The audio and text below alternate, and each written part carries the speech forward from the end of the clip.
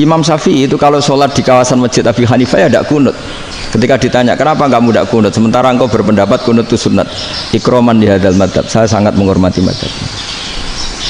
Imam Ahmad bin Hanbal itu berpendapat kalau orang pakai bekam, pakai iftisot atau hijamah itu batal sholatnya. Sementara Imam Syafi'i mengatakan tidak batal apa sholatnya atau wudunya tidak batal. Tapi Imam Ahmad itu ditanya, apa kamu makmum Syafi'i?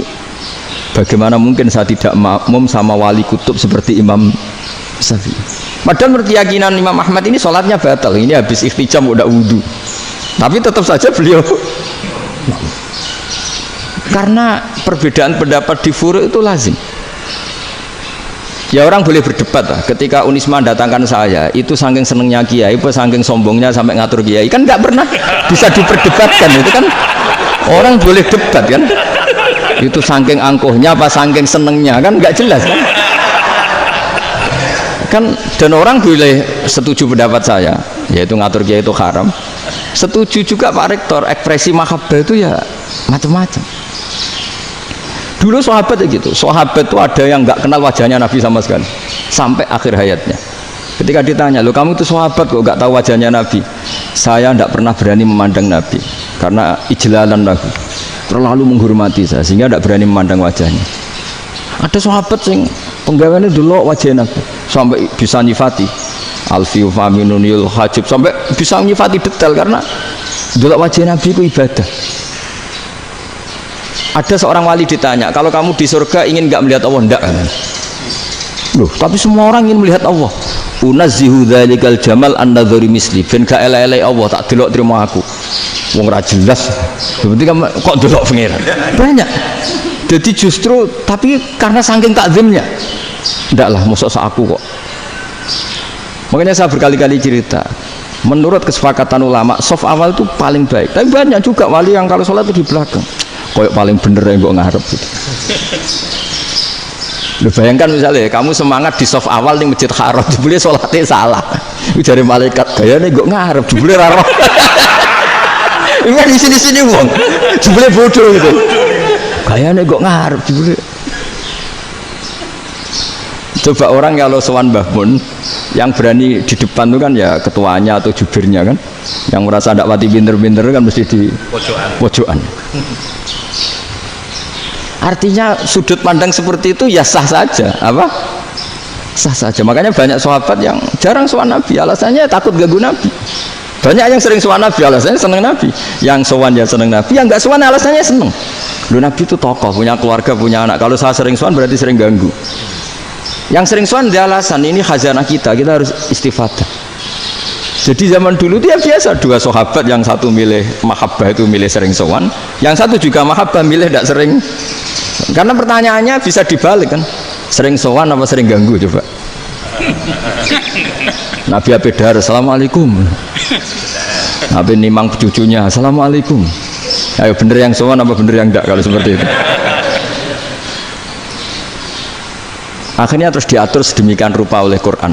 Walau annahum sabaru hatta takhruja ilaihim lakana khairal lahum. Jadi sahabat kalau mau sowan Nabi ya nunggu di Sufah. Kalau Nabi keluar berarti milik publik. Sekali masuk ke dalam tidak ada sahabat yang berani sowan. La tadkhulu buyutan nabi illa ayyudzana lakum. Kalau soal sampai masuk dalam harus nunggu dipanggil. Karena sekali Nabi masuk dalam itu milik privat keluarga, milik istrinya, milik cucunya, milik keluarganya. Jadi Nabi sekali keluar ke ruang itu berarti milik publik. Itu terus jalan tengah. Karena kalau langsung masuk, bayangkan saya itu sering menyaksikan Mbah Mun habis ngaji 2,5 jam ngaji Jalalain, baru masuk assalamualaikum, padahal yai mungkin mau ke kamar mandi, mau ini itu. Jadi dulu itu Quran sangat modern, sebelum ada dokter ngatur tamu, rektor ngatur tamu itu Islam sudah modern. Dia kan nggak fair kan, misalnya saya ke Unisma harus janjian pakai ini, terus kalau misalnya kesini selonang-selonang kan lucu kan, mentang-mentang kiai terus juga sowan-sowanan selonang-selonang. Padahal kalau kita mau ke mereka pakai protokol, sering tidak fair dunia ini. Tapi karena aku kiai oleh gelo ya sudah. Akhirnya saya memutuskan gak gampang kemana-mana karena itu. Saya sering didatangi ajudannya menteri, Gus mau ada tamu dari Jakarta tanggal ini, mesti saya dengan mereka milih tanggal yang mereka kosong. Kok tidak mikir apa siapa situ kosong? Tak jawab enggak lah, sebelum diatur bahasanya dan tawaduknya gitu. Akhirnya dibalik, datang lagi, Gus jam jenengan kosong apa kita menyesuaikan. Lah aku lagi di akhlak kata saya. Itu baru punya akhlak katanya. Bukan masalah ini, bukan masalah gengsi ya. Saya sendiri itu dolan ke alumni itu jarang, karena ya takut. Kiai kan yang nganggur, jam 9 nganggur, jam 10 nganggur. Bisa saja alumni itu kerja di pabrik, bisa saja yang latihan ekonomi di pasar. Sehingga kalau saya datang jam 9, iki kiai sing nilai santri ini, apa kiai sing ganggu santri. Nah karena orang ini melakukan rutin gak kok berpikir, pokoknya ngono jenenge silaturahim. Mau nyerah kok berpikir, padahal kalau diangen-angen ini kiai yang nilai santri ini, apa kiai yang ganggu santri ini karena datang di jam kerja. Nah, bayangkan kalau kebenaran dulu itu dikawal oleh satu peradaban perang. Dari Nabi sesuai diangen-angen mbek Nabi. Perang Badar menang Nabi, perang Uhud menang wong kafir, perang ini gonta-ganti. Apapun itu yang penting satu kesimpulannya, cara Rasulullah kesimpulannya satu. Orang tidak kober mikir kebenaran secara mengendapkan pikiran dengan pikiran jernih. Maka hebatnya Nabi ketika perjanjian, pokoknya saya minta nggak ada perang. Dan orang boleh mendiskusikan Islam. Itu luar biasa idenya Nabi. Karena bawaan perang itu orang kan nggak kok bermikir.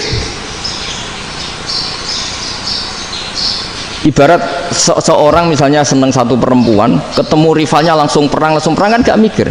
Tapi kalau kau bermikir, jangan-jangan cawe itu iku rasa seneng aku. Untungnya apa untuk uang aja rasa seneng, malah mau loro hati. Terus sudahlah, buruan dialihkan kemana kan gitu. Itu nak mau amin WA-an tukaran lewat SMS atau tarung langsung ora kau bermikir. Tapi kalau kau bermikir, akhirnya berpikir nih. Perempuan tadi sebenarnya yang disenangi siapa? Oke, ternyata senang Pak Erick. Sudah kita ngalah. Karena tidak ada nikmatnya kan menikahi perempuan yang sama sekali tidak mencintai kita.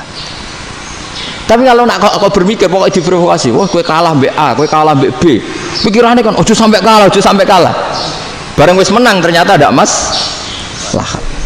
Nah bayangkan Islam itu seperti itu dulu, dipertarungkan. Luang Islam itu dinu aklin, agama yang diterima dengan akal sehat. Tapi sekarang ukurannya perang. Yang menang berarti benar, yang menang benar. Kan terus jadi repot. Itu Nabi tidak ingin, makanya Nabi ingin sudahlah, nggak ada perang. Nah makanya kata Imam Zuhri, fathul Islam terbaik adalah orang boleh diskusi tentang Islam dan tidak ada perang. Lagi-lagi penting, nggak perang itu penting, silmun itu penting, perdamaian itu. Setelah tidak ada perang, akhirnya fatafawadu fil hadis wal munaza'ah, orang boleh diskusi apa saja, termasuk boleh adu polemik. Konsep satu Tuhan dan Tuhan banyak diperdebatkan. Akhirnya Nabi secara rileks bisa menjelaskan, Muhammad, urusan kita banyak. Kalau Tuhannya satu tidak cukup, Tuhan harus banyak untuk menyelesaikan berbagai urusan. Ada Tuhan bagi rektorat, bagi macam-macam kan. Ada Tuhan untuk ngurusi utang, ngurusi BPKB, macam-macam. Terus kata Rasulullah, enak saja Nabi jawabnya. Ya kalau kamu punya majikan banyak, perintahnya beda-beda, kamu mangkel enggak, bingung enggak? Ya susah mat. Kalau majikannya banyak, perintahnya beda-beda, kita jadi repot. Seneng mana? Seneng majikan satu. Ya sudah, Tuhanmu itu majikan kamu. Kalau Tuhannya banyak, perintahnya macam-macam, kamu yang repot. Akhirnya ya sudah mat, Tuhannya satu aja. Ya, itu ya barokahnya diskusi tadi, barokahnya enggak perang. Daraballahu mathalan rajulan fihi syuraka'u mutasyakisuna wa rajulan salamal lirajul hal yastawiyani masalah. Terus alhamdulillah. Jadi orang yang paling kafir pun saat itu taslim.